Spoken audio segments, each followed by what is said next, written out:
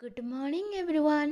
Welcome back to my another mini vlog को as well as ସବୁଦିନ ପରି ମୁଁ ଆଜି ମଧ୍ୟ ଲାଗିଗଲି ଗଛରେ ପାଣି ଦେବା ପାଇଁ। ସକାଳୁ ନିଦରୁ ଉଠିଲା ପରେ କାହାର ମୁହଁ ଦି ଡବଲ ହେଇଯାଇଥାଏ ଫୁଲିକି ଟିକେ କମେଣ୍ଟରେ ନିଶ୍ଚୟ ଜଣାଇବେ।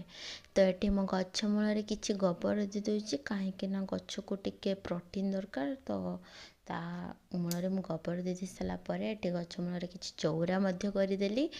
ଆଉ ମୋ ଗଛ ଗୁଡ଼ିକ କିପରି ଗାଈ ଖାଇଦେଇଛି ଆପଣମାନେ ତ ଦେଖିପାରୁଥିବେ। କେତେ ଦୁଃଖ ଲାଗେ ଯେତେବେଳେ ଆପଣମାନେ କଷ୍ଟ କରି ଗୋଟେ ଗଛ ଲଗାଇଥିବେ ତାହାକୁ ଗାଈ ଖାଇ ନେଇଥିବ।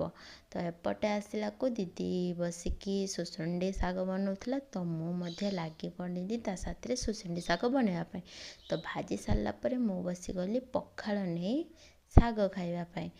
ଆପଣମାନେ ଦେଖନ୍ତୁ, ଗୋଟେ ପିଲା ମୋବାଇଲରେ ଏତେ ମଜି ଯାଇଛି, ସେ କିସ ଖାଉଛି ସେ ନିଜେ ବି ଜାଣିପାରୁନାହିଁ। ତ ଆଜିକା ପାଇଁ ଏତିକି ରହୁଛି। Take care.